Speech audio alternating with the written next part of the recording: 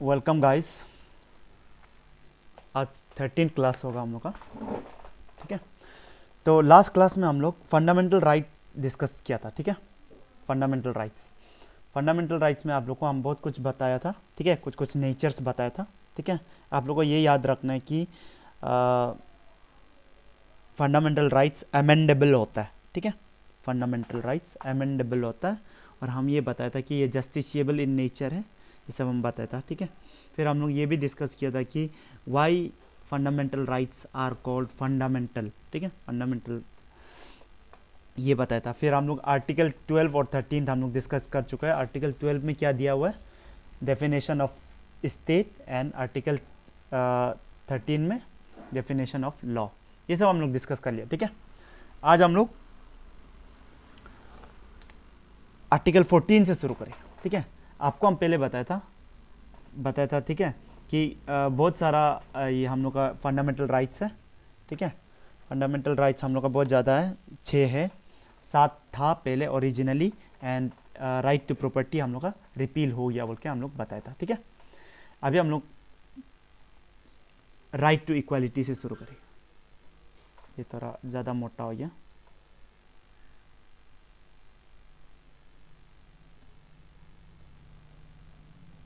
Okay, right to equality.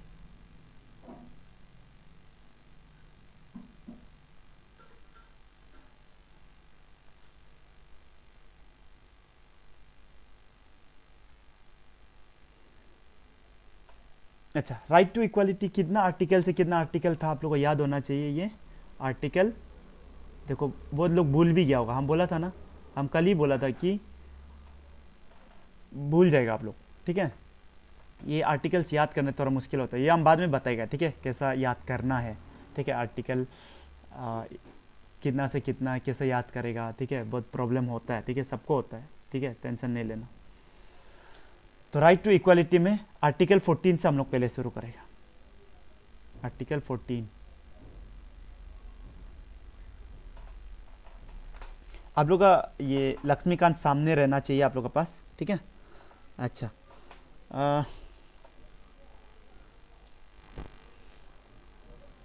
अच्छा, last class में हम लोग डिस्कस किया था, एक क्वेश्चन हम पूछ रहा है। ठीक है, फंडामेंटल राइट बेसिक स्ट्रक्चर का पार्ट है क्या? सब आंसर दो। ठीक है, फंडामेंटल राइट बेसिक स्ट्रक्चर का पार्ट है क्या? हम क्या बोला था इसका आंसर? ठीक है, आप लोग को ये आंसर पता होना पड़ेगा।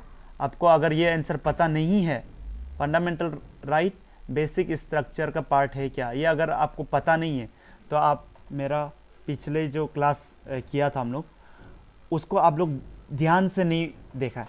ठीक है, उसमें हम ये बताया था। ठीक है, आप जाके उधर देखो, हम नहीं बताएगा अभी। ठीक है, आर्टिकल 14 से शुरू करेंगे। ठीक है, ओके। आर्टिकल 14 में दो चीज दिया हुआ है, अगर आप पढ़ेगा ना, उधर पे लिखा हुआ है equality before law, equality before law,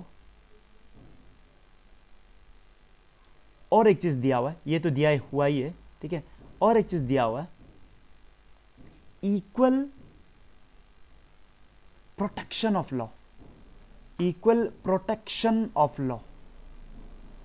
अभी देखो, इसको कोई पढ़ के समझ में ही नहीं आएगा ये कि लिखा क्या हुआ है, इक्वल प्रोटेक्शन ऑफ लॉ, इसका मतलब क्या है। ठीक है, क्योंकि देखो हम लोग का जो पहले जो क्लास हुआ था ना, ये जब हम हिस्टोरिकल बैकग्राउंड में बताया था। ठीक है, कॉन्स्टिट्यूएंट असेंबली कैसा बना, कॉन्स्टिट्यूशन कैसा बना, उसमें जब हम डिस्कस कर रहा था, तो हम आपको ये बताया था। ठीक है, कि ये कॉन्स्टिट्यूएंट असेंबली में बहुत सारा लॉयर्स था। ठीक है, लॉयर्स बहुत ज़्यादा था, तो इसलिए लॉयर्स होने का कारण वो लोग का इंग्लिश, देखो वो लोग का इंग्लिश ऐसा टाइप का होता है, नॉर्मल आदमी इसको समझ ही नहीं सकता जब तक समझाएगा नहीं। ठीक है ना, देखो अभी तो ये इक्वलिटी बिफोर लॉ, ये कभी कभी पूछता है ना एग्जाम में, ये पूछ देगा एग्जाम में कि ये इक्वलिटी बिफोर लॉ हम लोग कहाँ से बोरो किए, कौन सा देश से बोरो किए, तो तुमको ये याद रखना, ये याद रखना कि ये हम लोग यूके से डेराइव किए। ठीक है, यूके से लिए। और इक्वल प्रोटेक्शन ऑफ लॉ कहाँ से लिया, अगर ये क्वेश्चन पूछ देने से आपको ये याद रहना कि ये हम लोग यूएसए से लिए। ठीक है, ठीक है, अभी हम मीनिंग बताएगा, अभी इतना चिंता मत करो, ठीक है।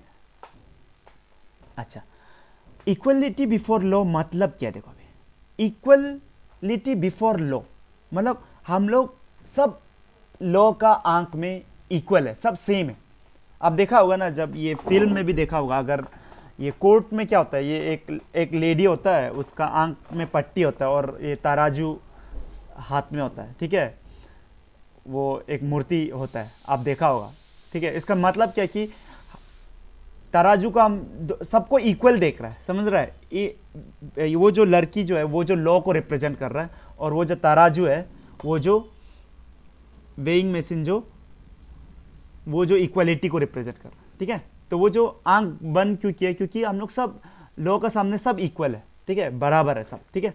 तो इक्वलिटी बिफोर लॉ क्या बोलता है, नो डिस्क्रिमिनेशन, नो डिस्क्रिमिनेशन, सब सेम है लॉ का सामने, कोई किसी को डिस्क्रिमिनेट नहीं करेगा। डिस्क्रिमिनेशन मतलब सब इक्वल है, कोई डिस्क्रिमिनेशन नहीं होगा, समझ में आ रहा है ना। इक्वलिटी बिफोर लॉ मतलब नो डिस्क्रिमिनेशन, वेरी सिंपल, ठीक है, इतना सिंपल है, ठीक है। अच्छा, अभी ये इक्वल प्रोटेक्शन ऑफ लॉ क्या है, मीनिंग देखो, ये बहुत इंपॉर्टेंट है, ठीक है। मतलब ये कि अगर हम एक आदमी को मर्डर कर दिया, और आप लोग में से कोई एक मर्डर कर दिया एक आदमी को, ठीक है, ये हम है, ये आप है, तो लॉ का सामने क्या है, दोनों को सेम पनिशमेंट मिलेगा, ठीक है, दोनों को सेम पनिशमेंट मिलेगा। सपोज हमको 20 साल जेल भेजा है, तो आपका भी सेम ही होगा, ठीक है, क्योंकि हम लोग मर्डर ही किया है ना। अच्छा, इक्वल प्रोटेक्शन ऑफ लॉ क्या है वो समझो, ये हम है और ये एक बच्चा है, ठीक है, हम गोली से किसी को मार दिया, ठीक है, और ये भी गोली से मार दिया बच्चा, ठीक है, ये शायद गलती से मारा होगा, ठीक है, हम मालूम नहीं, वो बच्चा, ठीक है। तो अभी देखो, बच्चा भी एक आदमी को मारा है, हम भी एक आदमी को मारा है, तो क्या कोर्ट दोनों को सेम सजा दे सकता है क्या? नहीं दे सकता, ठीक है, क्योंकि उसका जो कॉन्साइंस जो लेवल है, उसका जो सोचने का जो ये है, क्या बोलता है, लेवल है, ठीक है, वो हमसे कम है, समझ में आ रहा है ना। इसलिए कोर्ट जो बच्चा को उतना सेम लेवल ऑफ पनिशमेंट नहीं देगा, ठीक है। ये जो है इसको बोलते हैं इक्वल प्रोटेक्शन ऑफ लॉ। मतलब इक्वल प्रोटेक्शन ऑफ लॉ में क्या होता है कि डिस्क्रिमिनेशन हो सकता है, लेकिन रीजनेबल डिस्क्रिमिनेशन होगा, रीजनेबल डिस्क्रिमिनेशन, समझ में आ रहा है ना। रीजनेबल डिस्क्रिमिनेशन हो सकता है, इक्वल प्रोटेक्शन ऑफ लॉ, ठीक है। मतलब ये है कि जैसा हम अचानक इसलिए देखो, आप लोग जब मूवी देखता है ना, उधर में जब जज का पास जाता है तो क्या होता है, देखो दबंग देखा होगा आप लोग, ठीक है, दबंग 2 ना 1 में, हमको याद नहीं आ रहा है, ठीक है। दबंग में क्या होता है कि वो जो एक गुंडा होता है, ठीक है, वो जो पागल का एक्टिंग करता है, देखा होगा आप लोग, ठीक है, शायद दबंग 1 में ही था, हमको लग रहा है, ठीक है। गुंडा जो क्या का एक्टिंग करता है, पागल का एक्टिंग करता है, तो अगर वो पागल है बोल के मारा है तो उसको पनिशमेंट वो नहीं मिलेगा। क्यों नहीं मिलेगा? क्योंकि वो जो जानबूझ के नहीं किया है। तो ये इक्वल प्रोटेक्शन ऑफ लॉ में ना इंटेंशन को बहुत मैटर करता है, तुम कौन सा इंटेंशन से मारा है उसको, रियल में कॉन्शियस होकर मारा है ना अचानक मार दिया, ठीक है। ऐसा बहुत सारा केसेस होता है जहां पे कोई आदमी ये रात को चलता है, मतलब ठीक है, रात को चलता है, इसका रात को चल के अनकॉन्शियस में मर्डर कर दिया, तो ऐसा बहुत सारा केस होता है, ठीक है। उसमें प्रूफ करना ये मुश्किल हो जाता है कि ये सच्ची में रात को चलता है कि मतलब क्या बहानाबाजी है, ठीक है। तो समझ में आ रहा है ना, equal protection law of law जो रीजनेबल डिस्क्रिमिनेशन का बात करता है, मैंने रीजनेबली आपको डिस्क्रिमिनेट कर सकता है, मतलब आप और ये बच्चा अलग है, डिस्क्रिमिनेट कर रहा है, समझ में आ रहा है ना, ये दोनों अलग है, इक्वल नहीं है, तो इसको बोलते हैं इक्वल प्रोटेक्शन ऑफ लॉ। अभी आप इक्वल प्रोटेक्शन ऑफ लॉ समझ गया होगा, ठीक है। डायरेक्ट इसको अगर लक्ष्मीकांत से कोई पढ़ने जाएगा तो इक्वल प्रोटेक्शन ऑफ लॉ जिंदगी में कभी नहीं समझ पाएगा, ठीक है, जब तक इसका नुआंसेस को नहीं जानेगा, ठीक है। तो आज हम लोग और अभी आगे बढ़ेगा, ठीक है। और इक्वल प्रोटेक्शन ऑफ लॉ में क्या होता है, like should be treated alike. माने अगर हम लोग सेम एज ग्रुप के सब एडल्ट है, हम लोग अगर मर्डर किया तो हम लोग को इक्वली ट्रीट करेगा। Like should be treated alike, ठीक है। मतलब बच्चा हम लोग का जैसा, हम लोग का सेम नहीं है, लाइक नहीं है, ठीक है। हम लोग सेम नहीं है, सेम नहीं है तो वो लोग को भी सेम ट्रीट नहीं किया जाएगा, यही है, ठीक है। Like should be treated alike, ठीक है, लाइकली। तो आप मीनिंग समझ गया होगा, ठीक है। अच्छा, इसको कभी कभी और यही सेम चीज को और अलग वे में ऐसा बोलते हैं। आप लोग लिखो equal treatment in equal circumstances, ठीक है। ये सब हम लंबा लंबा नहीं लिख रहे क्योंकि आप लोग को हम नोट्स प्रोवाइड कर चुका है, ठीक है। कल एक स्टूडेंट नोट्स मांग रहा था, ठीक है। तो जिसको भी नोट्स चाहिए वो लेक्चर नंबर 3 में डिस्क्रिप्शन में हम लिंक दिया है, ठीक है, वहाँ से डाउनलोड कर लेना। अच्छा देखो, इक्वल क्या बोला हम, equal treatment in equal circumstances, ठीक है। इक्वल, लेकिन इक्वल सर्कमस्टेंस भी होना पड़ेगा। समझ में आ रहा है ना, समझ में आ रहा है। जैसा एग्जाम्पल, फॉर एग्जाम्पल ना, अगर हम लोग एग्जाम्पल लेगा, देखो जो धनी है ना वो लोग को टैक्स ज्यादा लगता है, ठीक है। सलमान खान को क्या होगा, टैक्स ज्यादा लगेगा। समझ में आ रहा है ना। तो आपका ये इनकम लेवल जितना हाई होगा ना उतना आपका टैक्स भी हाई होगा। समझ में आ रहा है ना। और जैसा देखो एसटी के ऊपर में इनकम टैक्स नहीं लगता है, इनकम टैक्स। ये क्या है, क्योंकि एसटी लोग पहले से बहुत पिछड़ा हुआ है, ठीक है, तो वो लोग को इनकम टैक्स नहीं लग रहा है, ठीक है। तो ये इक्वल प्रोटेक्शन लॉ का एग्जाम्पल है। तो एग्जाम में अगर कंसेप्चुअल इधर से क्वेश्चन पूछ लेगा, ठीक है, ये टैक्स एग्जाम्पशन किसी किसी का कम किसी किसी का ज्यादा ये सब होता है, ये किसका एग्जाम्पल होगा, तो इक्वल प्रोटेक्शन ऑफ लॉ का होगा। सिंपल, ठीक है, बहुत सिंपल है। समझ में आ रहा ना। अच्छा नाउ इतना आप लोग जान गया, ठीक है, इतना आप लोग जान गया ना। अभी हम लोग ये देखिएगा, इधर में थोड़ा जगह ले लेता।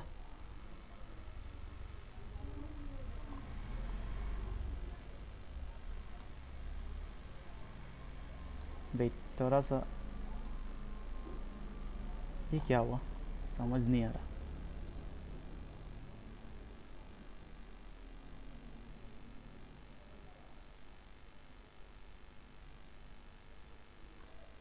ओके ना देखो, इतना तक हम लोग का क्लियर हो गया, ठीक है। अच्छा, कभी कभी एग्जाम में आप लोगों को ये पूछ देगा, क्या पूछ देगा कि ये रूल ऑफ लॉ जो है, ऐसा क्वेश्चन पूछ देगा, ठीक है। ये रूल ऑफ लॉ कौन पहले दिया था, ठीक है। रूल ऑफ लॉ मतलब लॉ का ही चलेगा, ठीक है। पहले जमाना में क्या होता था, किंग का ही चलता था ना, राजा महाराजा जो बोलता था वही लॉ हो जाता था ना। तो अभी रूल ऑफ लॉ जो क्या होता है कि नहीं, एक लॉ होगा और उसका रूल चलेगा, ठीक है। किंग का रूल नहीं चलेगा, रूल ऑफ किंग नहीं, रूल ऑफ लॉ, ठीक है। तो ये कौन दिया था ऐसा क्वेश्चन पूछ देगा।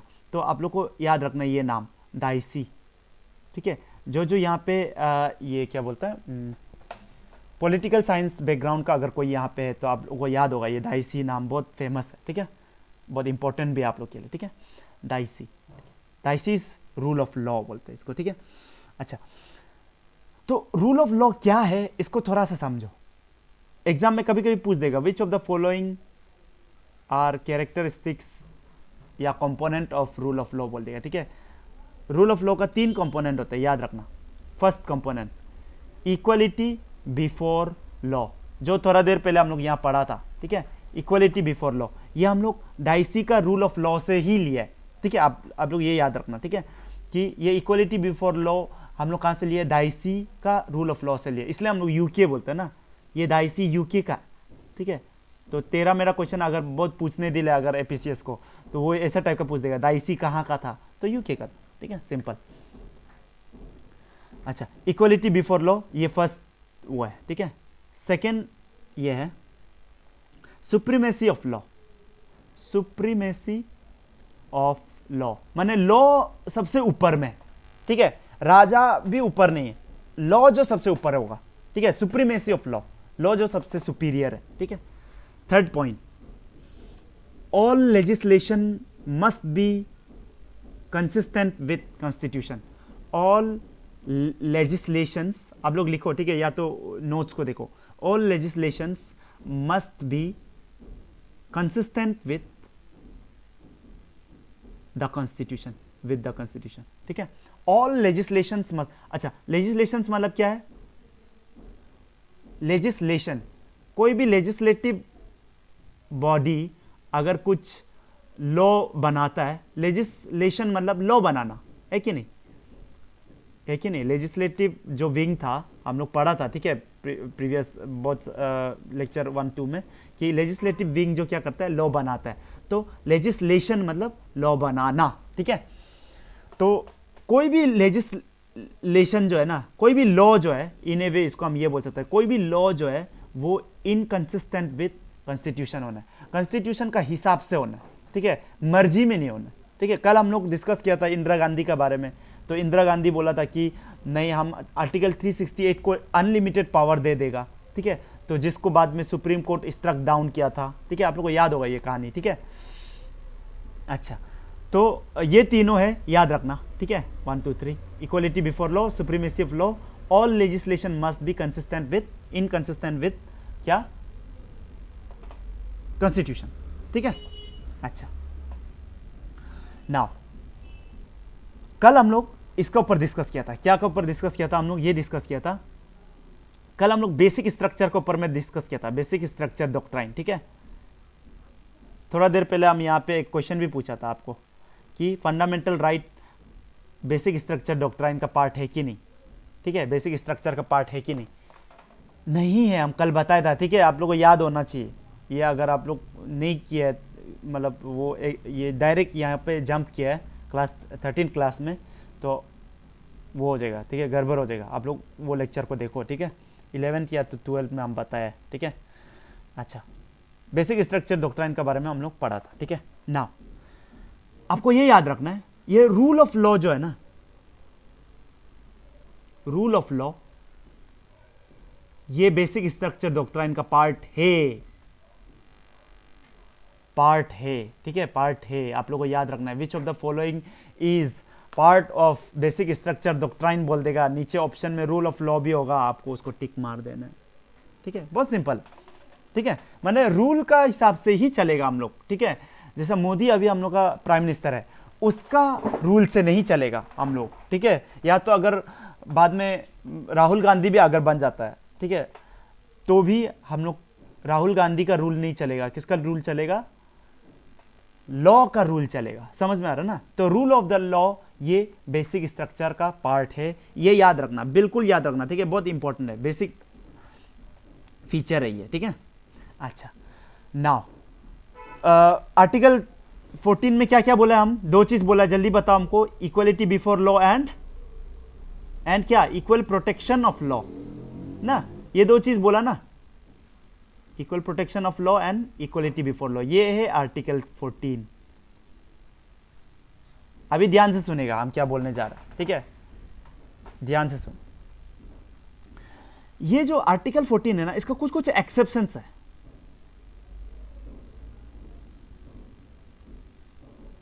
ठीक है, कुछ कुछ एक्सेप्शंस है। क्या एक्सेप्शंस है, देखो,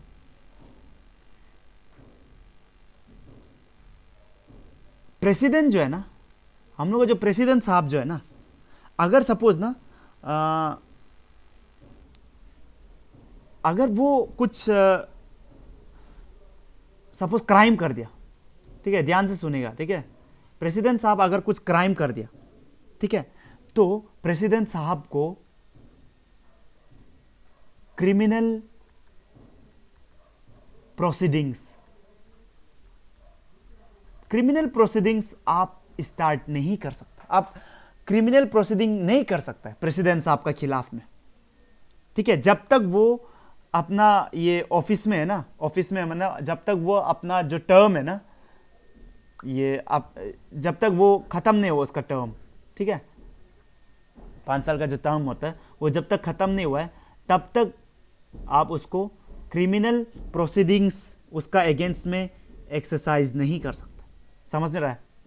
तो इक्वलिटी बिफोर लॉ क्या हो गया? क्या हो गया?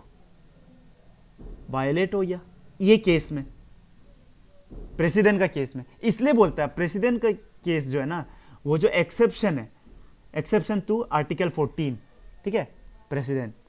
एग्जाम में यही क्वेश्चन पूछ देगा आपको अचानक, ठीक है। इतना डीप लेवल में पूछेगा नहीं पूछेगा पता नहीं, लेकिन यूपीएससी के लिए तो आप लोग अगर जो इस बार क्लियर हो गया ठीक है, जो नेक्स्ट बार के लिए पढ़ना चाहते हैं, ये बहुत इंपॉर्टेंट पॉइंट हम बता रहा है, ठीक है। ये जो प्रेसिडेंट साहब है ना, ये जो ऐसा टाइप का अगर क्वेश्चन पूछ देगा कि which of the following is exception to article 14 बोल देगा, तो देखो प्रेसिडेंट साहब, ठीक है, उसका अगेंस्ट में क्रिमिनल प्रोसीडिंग्स स्टार्ट नहीं कर सकता, ठीक है।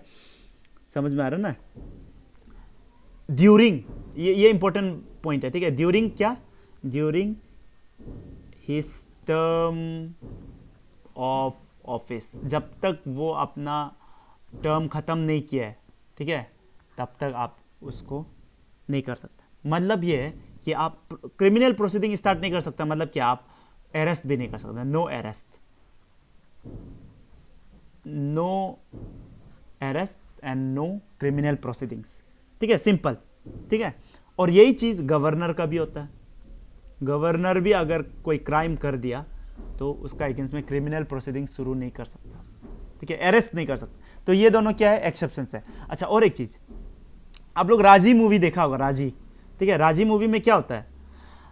ये पकड़ा खा जाता है ना, पकड़ा खा जाता है ना, एक इंडियन डिप्लोमेट होता है, ठीक है। हमको एग्जैक्टली याद नहीं आ रहा है वो कैरेक्टर जो कैसा था।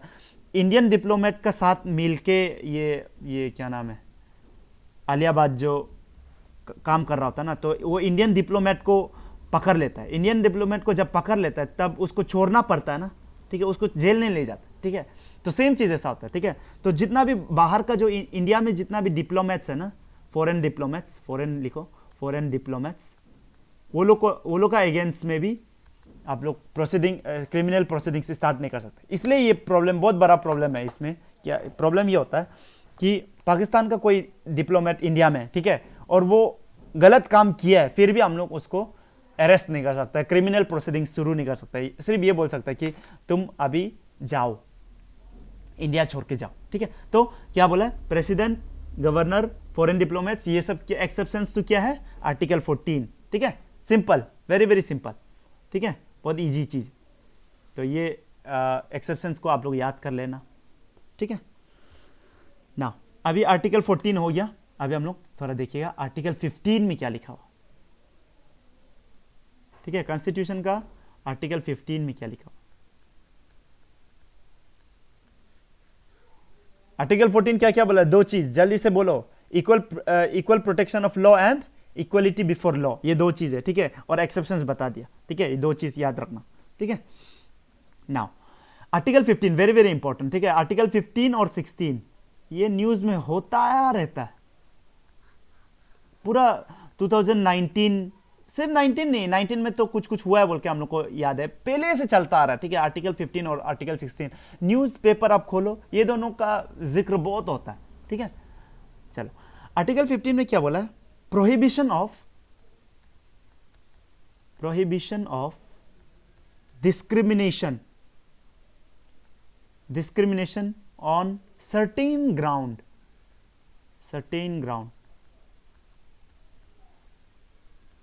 और वो सर्टेन ग्राउंड क्या है? कौन सा ग्राउंड में आप डिस्क्रिमिनेट नहीं कर सकता? ये याद करना, RRCSP, ठीक है।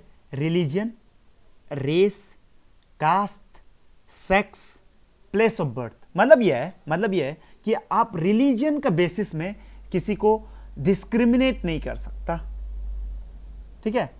तुम तो मुस्लिम है, तुमको ये शॉप में आने अलाउड नहीं है, ऐसा आप नहीं बोल सकते। आप आर्टिकल 15 का वायलेशन कर दिया अगर आप ऐसे किया अपना दुकान में, ठीक है, कि आप मुस्लिम है, आप को आने का इजाजत नहीं है, तो आप आर्टिकल 15 को उल्लंघन किया, आपको डायरेक्ट वो आदमी क्या कर सकता है? आप डायरेक्ट ये सब वो ये इंडिविजुअल के लिए नहीं है, अभी हम थोड़ा देर बताएगा, थोड़ा देर बाद, ठीक है, थोड़ा देर बाद बताएगा, ठीक है। ये इंडिविजुअल के लिए नहीं है, इंडिविजुअल कर सकता है, जैसा गवर्नमेंट, ठीक है। गवर्नमेंट ये नहीं बोल सकता कि ये गवर्नमेंट जो जगह है, ठीक है, ये गवर्नमेंट म्यूजियम में मुस्लिम नहीं आ सकता, ऐसा नहीं बोल सकता, ठीक है। या रेस, आप ये रेस का है, मंगोलियन रेस का, मंगोलियन रेस का, आपको अलाउड नहीं, ये नहीं बोल सकता। कास्ट का हिसाब से नहीं बोल सकता है, ठीक है। सेक्स का हिसाब ऐसा नहीं बोल सकता कि ये इधर में सिर्फ लड़का अलाउड है, लड़की अलाउड नहीं, ऐसा नहीं बोल सकता। प्लेस ऑफ बर्थ, ठीक है, तुम तो कुरुंकुमे में जन्म लिया, ठीक है, तुमको यहाँ अलाउड नहीं है ईटानगर में ये म्यूजियम, गवर्नमेंट म्यूजियम में एंट्री करने का, तो ये सब बोल सकता है, ठीक है। अच्छा, इसका मतलब ये है, आप लोग थोड़ा इसको लिख लेना, ठीक है। जैसा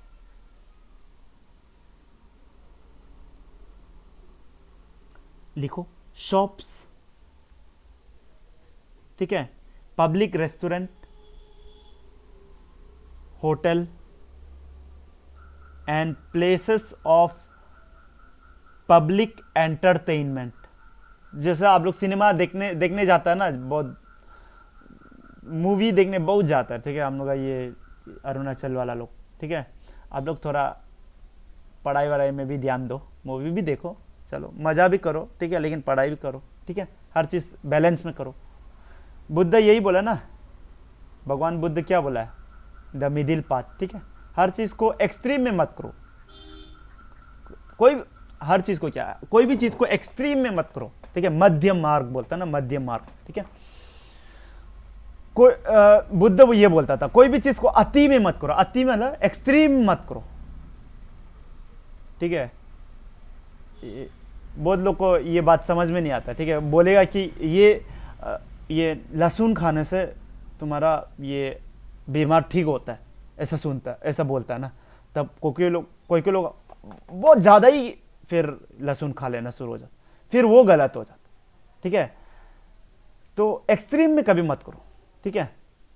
बुद्ध ये बात बोलते रहता था, बार बार रिपीट करता था, कभी भी कोई भी चीज़ अति में मत करो, अति में, अति। तो एक बार उसका एक शिष्य जो बोला है, अच्छा तो हम लोग अति में मिडिल में हो जाने से क्या हो जाएगा, मतलब समझ में आ रहा है हम क्या बोलना चाह रहे हैं। आप बार बार बोलते हैं कि अति में मत करो, अति में मत करो, मिडिल, मध्य में रहो, मध्य में रहो, तो हम ज़्यादा ही मध्य में रहने से भी तो प्रॉब्लम होगा। तो बुद्ध ये बोला था कि यही एक चीज़ है जिसको तुम अति कर सकता, मध्य में अगर तुम अति भी रहता ना तो वो ठीक है, उसमें कोई प्रॉब्लम नहीं। यही एक चीज़ है जो, यही मिडिल पाथ ही एक चीज़ है जिसको तुम हर समय कर सकता, ठीक है, करो, उसमें कोई प्रॉब्लम नहीं, ठीक है। बाकी हर चीज़ को अति में मत करो, ये बोला। ये जस्ट ऐसे कुछ बता देता हम, ठीक है, मन में कुछ आ जाने से हम बता देते हैं, ठीक है, निकल जाता है मेरा, ठीक है। आजकल मेरा थोड़ा सा ये आ रहा है अभी, मतलब मेरा मन में जो आ रहा है, उसको मन में कुछ आ रहा है अभी। शुरू में जब ये ऑनलाइन जब ऐसा शुरू किया था, ये लैपटॉप का सामने ये सब नहीं आता था, ठीक है, मैंने कुछ बात जो, ठीक है, इंपॉर्टेंट बात भी मिस हो जाता है कभी कभी। क्यों? क्योंकि मतलब लैपटॉप का सामने थोड़ा खुद को बात कर रहा तो थोड़ा पागल जैसा लगता है कभी कभी ना। अच्छा, तो यूजुअल जो नॉर्मल क्लासेस में क्या होता है कि लोग होता है, ठीक है, बहुत सारा पॉइंट्स दिमाग में आता है, फिर वो बता देता है, उसको लिखो बोलता है हम साइड में, ठीक है। तो ये थोड़ा यहाँ पे ऑनलाइन ये जो ये लैपटॉप का सामने थोड़ा मुश्किल होता है, ठीक है, अभी लेकिन आ रहा है धीरे धीरे, ठीक है। चलो आप लोग के लिए अच्छा है, ठीक है। नेक्स्ट, ये केस में आप क्या नहीं कर सकता है, डिस्क्रिमिनेट नहीं कर सकता है, प्रोहिबिट करना है आपको। सोप्स क्या, फिर सेकेंड क्या बोला, पब्लिक रेस्टोरेंट, होटल्स, इसका पब्लिक एंटरटेनमेंट वाला जगह, ठीक है, इसमें। नेक्स्ट वेल, टैंक, कुआं से, टैंकी से पानी लेने गया अगर कोई, बाथिंग घाट, नहाने वाला घाट्स होता है ना, अगर ये गंगा का किनारे में देखिए तो बहुत नहाने वाला जगह हुआ, घाट बोलते हैं उसको, ठीक है, Ghats. Road and places of public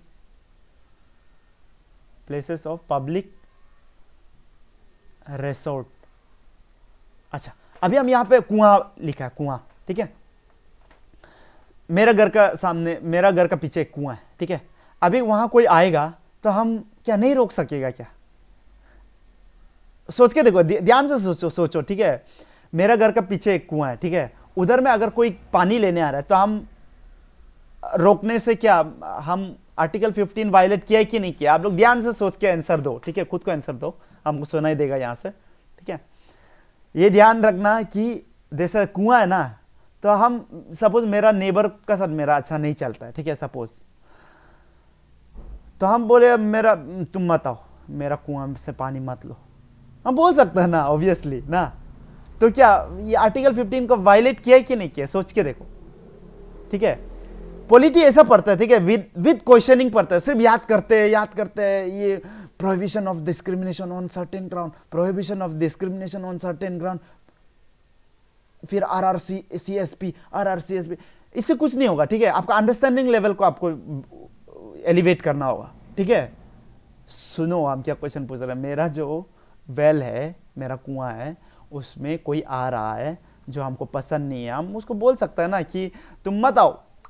तो क्या उसका आर्टिकल 15 वायलेट हुआ है? हम ये पूछ रहे हैं, ठीक है। आप लोग अभी बहुत फंस गया होगा, हमको पता है, ठीक है। नाउ ये वायलेशन नहीं है, ठीक है। अभी हम बताएगा क्यों नहीं।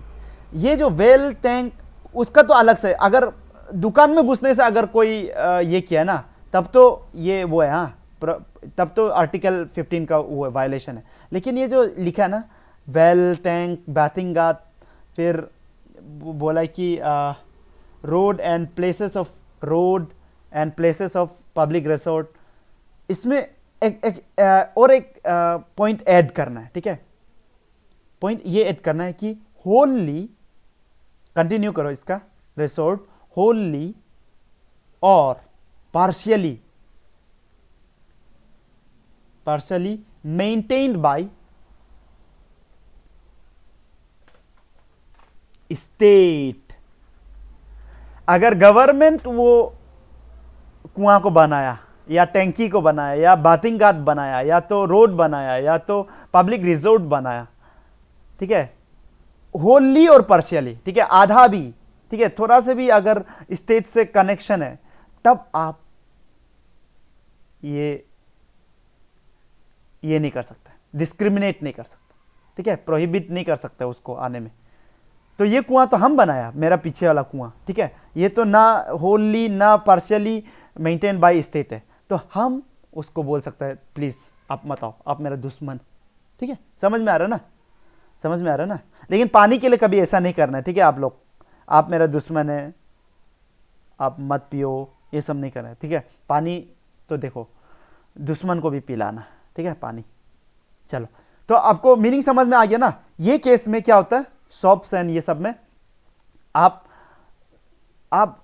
ये अगर माने ये स्टेट नहीं है, ठीक है, आप इंडिविजुअली भी अगर शॉप खुला है तो आप नहीं रोक सकते, ठीक है। समझ में आ रहा है ना? अच्छा ना, तो इतना हो गया, ठीक है। अभी हम लोग एक्सेप्शंस पढ़ेगा इसका अगेन, ठीक है। आर्टिकल 15 का एक्सेप्शन देखो, हम आप लोग को ये क्या बोलते हैं, लेक्चर नंबर शायद 10 या 11 में या 11 या 12 में आपको हम बोला था, ठीक है। क्या बोला था कि fundamental rights are not absolute in nature, बोला था, ठीक है, नॉट एब्सोल्यूट बोला था। और इसमें हम बोला था कि रीजनेबल रेस्ट्रिक्शंस लग सकता है। तो ये जो एक्सेप्शंस है ना, ये सब रीजनेबल रेस्ट्रिक्शंस ही है।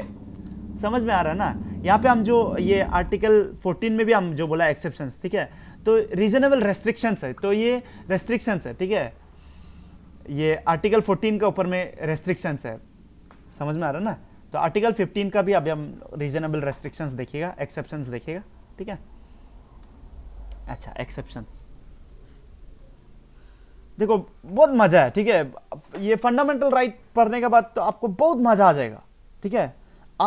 आपको पूरा चीज समझ में आना शुरू हो जाएगा, कोर्ट में क्या होता है क्या नहीं होता है, ठीक है, बहुत मजा आ जाएगा, ठीक है। एक्सेप्शंस क्या है? कुछ एक्सेप्शंस है, जैसा special provisions for women and child, ठीक है। ये चिल्ड्रन और ये वुमेन के लिए कुछ स्पेशल प्रोविजंस दे सकता है। कौन दे सकता है? गवर्नमेंट दे सकता है, स्टेट दे सकता है, ठीक है। उसको ये नहीं बोलना है कि देखो वो तो यहाँ तो सेक्स लिखा हुआ है ना, यहाँ तो सेक्स लिखा हुआ है, तो आप सेक्स का हिसाब से क्यों डिस्क्रिमिनेट कर रहा है, ऐसा पूछ सकता है ना कोई, ठीक है। लेकिन वो एक्सेप्शन है, ठीक है। आप वोमेन को दे सकता है कुछ कुछ राइट्स, ठीक है, स्पेशल प्रोविजंस दे सकता है, ठीक है। आपको पता ही होगा, ठीक है, ये इलेक्शन में भी आजकल जैसा जिला परिषद जो हुआ था ना, इसमें भी कोटा होता है, ठीक है, कोटा होता है ये लड़की लोग का, ठीक है, वोमेन का कोटा होता है। तो आप ये नहीं बोल सकते कि ये तो आर्टिकल 15 का वायलेशन कर दिया हम लोग का, ठीक है, आप तो डिस्क्रिमिनेट कर रहा है, ठीक है, आप वोमेन को दे रहा है कोटा, हमको नहीं दे रहा है, तो आप ऐसा नहीं बोल सकते, क्योंकि इसका भी कुछ कुछ एक्सेप्शंस है। 15 का एक्सेप्शंस अभी हम लोग पढ़ रहे हैं, ठीक है। तो एक्सेप्शंस क्या है, special provision for women and children, अगर कुछ होता है तो आप ये नहीं बोल सकता है। नेक्स्ट है special provision for socially and educationally backward classes, ठीक है, socially and educationally backward classes के लिए अगर कुछ स्पेशल प्रोविजन दे रहा है तो आप हल्ला नहीं कर सकता है। एसटी के लिए दे रहा है तो नहीं कर सकता है, एससी के लिए कुछ कर रहा है प्रोविजन स्टेट तो नहीं कर सकता है, ठीक है। ये सब इंपॉर्टेंट है, ठीक है, हो गया। अच्छा, ठीक है, तो ये सब है मेरा ये एक्सेप्शंस, ठीक है, ओके। अच्छा, एक क्वेश्चन आप लोग देखो यहाँ पे, एजुकेशनल जो इंस्टीट्यूट्स होता है ना, एजुकेशनल जो इंस्टीट्यूट्स होता है उसमें भी आपको ये पता होना चाहिए कि स्पेशल प्रोविजंस होता है बैकवर्ड क्लासेस के लिए, एसटी के लिए, एससीज के लिए, ठीक है। तो ये बात आपको याद रखना कि ये अगर प्राइवेट होने से भी, जैसा एलपीयू हुआ, ठीक है, आप लोग एलपीयू सुना होगा, या तो और भी ये सुना होगा, ये टाटा इंस्टीट्यूट ऑफ क्या था, सोशल साइंस, ह्यूमैनिटीज या सोशल साइंस, ऐसा कुछ था, ठीक है। तो प्राइवेट इंस्टीट्यूट में भी ये सब प्रोविजंस डाल सकता है, ठीक है, डालता भी है इनफैक्ट, ठीक है। अच्छा, तो आर्टिकल 14 एंड आर्टिकल 15 हम लोग पढ़ लिया, ठीक है। अभी हम लोग आर्टिकल 16 पढ़ेगा, ठीक है। आर्टिकल 16 इंपॉर्टेंट है, ठीक है, 15 और 16 इंपॉर्टेंट आप लोगों को बताया था, ठीक है। आर्टिकल 16, आर्टिकल 16 पढ़ेगा, ठीक है हम लोग। तो आर्टिकल 16 में क्या, देखो आर्टिकल 15 में हम लोग क्या बोला है, डिस्क्रिमिनेट नहीं करना है, बोला था ना, डिस्क्रिमिनेट नहीं करना है, और उसका कुछ कुछ एक्सेप्शन हम लोग पढ़ लिया, ठीक है।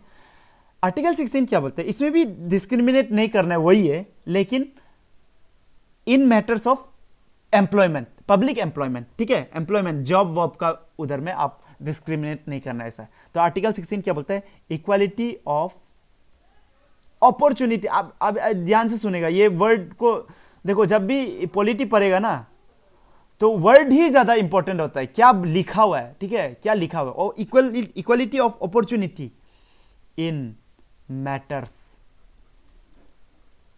Of public employment. क्या बोला है, अपॉर्चुनिटी जो इक्वल होना है, ऐसा नहीं कि इक्वल ही होना है, ऐसा नहीं है, ठीक है। अच्छा, मतलब यह है कि अपॉर्चुनिटी इक्वल होना है, मतलब क्या है, सबको एग्जाम देने देता है ना, जैसे आप लोग एपीसीएस एग्जाम देने जा रहा है, ठीक है, वो पब्लिक एम्प्लॉयमेंट ही है ना, पब्लिक एम्प्लॉयमेंट है ना, पब्लिक माने स्टेट से रिलेटेड है ना, तो गवर्नमेंट जॉब है, ठीक है। तो आप लोग ये देने जा रहे हैं, तो इसमें सबको इक्वल अपॉर्चुनिटी देगा, मतलब क्या एपीसीएस जब कंडक्ट कराएगा ना एग्जाम, तो सबको सेम ही पेपर मिलना है, ठीक है, मतलब ऐसा कभी नहीं कर सकेगा, ठीक है, ये गलत हो जाएगा। क्या हो जाएगा, अगर एपीसीएस बोलेगा ना कि हम क्या करेगा, हम 4 सेट निकालेगा, 4 सेट ऑफ क्वेश्चंस निकालेगा, ठीक है, एक सेट में अलग क्वेश्चन होगा, बी सेट में अलग क्वेश्चन होगा, सी सेट में अलग क्वेश्चन होगा, डी सेट में अलग क्वेश्चन होगा, ऐसा नहीं कर सकता, ठीक है, ये आर्टिकल 16 का वायलेशन हो जाएगा। इसलिए आप देखता ही होगा यूपीएससी का जो अभी रिसेंटली क्वेश्चन जो पेपर सेट हुआ था, हर साल ऐसे ही होता है कि ABCD होता है सेट, लेकिन हर सेट में क्वेश्चन सेम होता है, सिर्फ क्वेश्चन को का ये है सीक्वेंस जो अलग होता है, ठीक है, सीक्वेंस जो सिर्फ अलग होता है, बाकी क्वेश्चन सेम होता है। क्यों? क्योंकि हम लोग को इक्वल अपॉर्चुनिटी देना है। समझ में आ रहा है ना? ठीक है। अच्छा, तो अभी हम बोलेगा कि चलो एपीसीएस जो जो एग्जाम दिया है वो लोग को तो वो लोग में से तो कोई तो चुना ही जाएगा, हमको भी दो। हम एग्जाम नहीं देगा फिर भी हमको जॉब दो, हम बोल सकते हैं क्या? नहीं बोल सकता, ठीक है। क्योंकि ये पब्लिक एम्प्लॉयमेंट में आप लोग का क्वालिफिकेशन होना जरूरी होता है, ठीक है। क्वालिफिकेशन होना जरूरी होता है ये पब्लिक एम्प्लॉयमेंट के लिए, इज नीडेड, ठीक है। आप ये नहीं बोल सकते कि हम क्लास 12 का बाद डायरेक्ट एपीसीएस एग्जाम देगा, नहीं होगा, ठीक है। आपको क्या करना पड़ेगा? एटलीस्ट कोई भी बैचलर डिग्री लेना ही पड़ेगा, ठीक है। समझ में आ रहा है ना? ओके। अच्छा, तो आर्टिकल 16 क्या बोलता है? आर्टिकल 15 क्या बोला है? डिस्क्रिमिनेशन नहीं होना है, बोला है ना। आर्टिकल 15 ये बोला है। आर्टिकल 16 क्या बोलता है? ये भी बोलता है नो डिस्क्रिमिनेशन, नो डिस्क्रिमिनेशन। लेकिन आर्टिकल 15 में क्या था? No discrimination on the basis of क्या? On the basis of race, religion, race, caste, sex and place of birth, RRCSP, याद कर लेना है, ठीक है। लेकिन आर्टिकल 16 में क्या है? देखो, no discrimination on the basis of, ये RRCSP तो कॉमन है, ठीक है, इसमें भी है RRCSP, religion, race, caste, sex, place and place of birth, ठीक है, प्लस डेसेंट,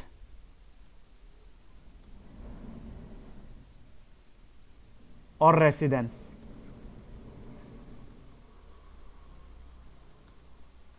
जॉब का हिसाब से, अगर आप रेसिडेंस का हिसाब से आप उसको वो नहीं कर सकता, डिस्क्रिमिनेट नहीं कर सकता, ठीक है। इस बार कुछ विवाद हुआ था ना इधर, ये डिस्ट्रिक्ट में जो वो होगा, जो क्वेश्चंस, डिस्ट्रिक्ट में जो जॉब होगा उसमें अलग डिस्ट्रिक्ट का नहीं आना है, ऐसा कुछ विवाद हुआ था। हम उन्हें ध्यान नहीं दिया था उसमें, ठीक है।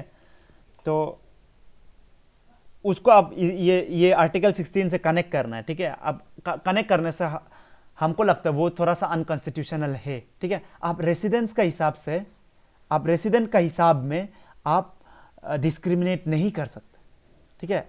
ये नहीं बोल सकते कि आप तो कुरुंकुमे में जन्म लिया है, तो कुरुंकुमे में जन्म लिया तो आप ईटानगर का ये पापुम पारे का जो जॉब है उसमें आप क्यों कर रहे हैं, ऐसा आप डिस्क्रिमिनेट नहीं कर सकते, ठीक है। अच्छा, नाउ तो आपको ये समझ में आ गया होगा कि यही याद रखना है, ठीक है। आर्टिकल 15 में RRCSP और ये आर्टिकल 16 में RRCSP प्लस DR, ठीक है। डिसेंट स्पेलिंग थोड़ा रॉन्ग है लग रहा है, ठीक है। DISSENT होगा लग रहा है, ठीक है। आप लोग एक बार चेक करो, ठीक है। ये क्या बोलता है इसमें चेक करो, ये लक्ष्मीकांत में एक बार चेक करो, ठीक है। डिसेंट स्पेलिंग यही है क्या, ठीक है। आप लोग चेक करो, ठीक है ना। तो एग्जाम में ऐसे टाइप का क्वेश्चन आएगा, ठीक है। Which of the following is a basis for no discrimination in article 16 बोल देगा, ठीक है। तो डिसेंट एंड रेसिडेंट भी है, आप लोगों को याद रखना है ये बात, ठीक है। अच्छा, तो एक क्वेश्चन आता है कभी कभी, और ये क्वेश्चन पहले बहुत लोग इसके ऊपर में बहुत विवाद हुआ है इंडिया में, ठीक है। Is reservation is exception to article 16? Is reservation is exception to article 16? ठीक है। इसका हम आंसर आपको डायरेक्टली नहीं देगा, हम बता देगा कि रिजर्वेशन क्यों होता है और आर्टिकल्स ये क्या है, ठीक है। रिजर्वेशन आर्टिकल 16 के साथ क्या रिलेटेड है, ठीक है। अच्छा, रिजर्वेशन क्यों देता है, ठीक है। देखो, SC लोग को रिजर्वेशन मिल रहा है ना जॉब में जब रिजर्वेशन मिल रहा है तो आप लोग ये ध्यान दो, तो अभी यहां क्या बोला है आर्टिकल 16 में?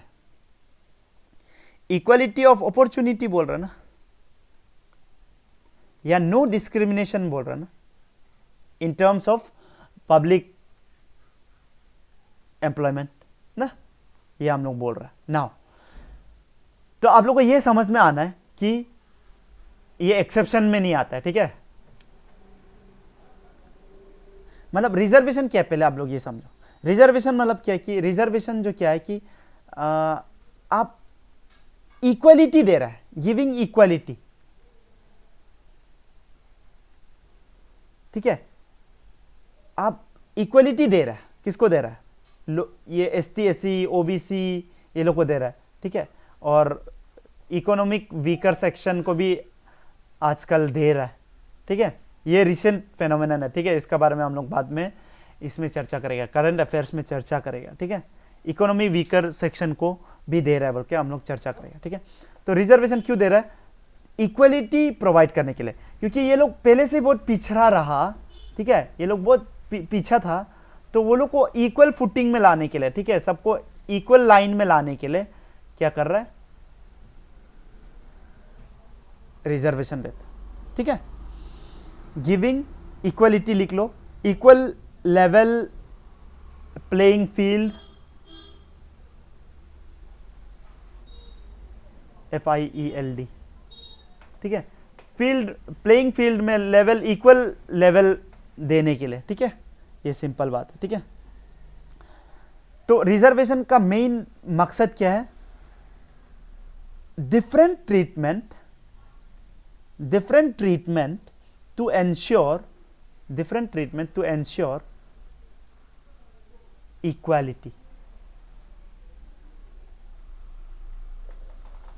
ठीक है। डिफरेंट ट्रीटमेंट, क्या बोला? Different treatment to ensure equality, ठीक है। अच्छा, तो रिजर्वेशन दे सकता है, ठीक है, रिजर्वेशन दे सकते हैं। तो इसका मतलब क्या है कि आर्टिकल 16 में जो लिखा है वो रिजर्वेशन को नहीं बोल सकता है कि ये रॉन्ग है। समझ में आ रहा है ना? अनकॉन्स्टिट्यूशनल नहीं है ये, मतलब रिजर्वेशन, ठीक है। तो ये भी मतलब क्या हो गया कि रिजर्वेशन क्या हो गया?